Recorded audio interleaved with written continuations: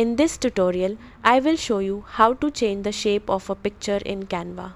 First, open Canva in your browser and log into your account. Once you are on the home page, open an existing design or click Create a Design to start a new project. After the editor opens, upload the picture you want to use by going to the Uploads tab and adding your image. Next, go to the Elements tab on the left side of the editor. In the search bar, type Frames or scroll down until you see the Frames section. Browse through the different frame shapes such as circles, hearts, stars, or other custom shapes. When you find a frame you like, click on it to add it to your canvas. Now, drag your photo onto the frame.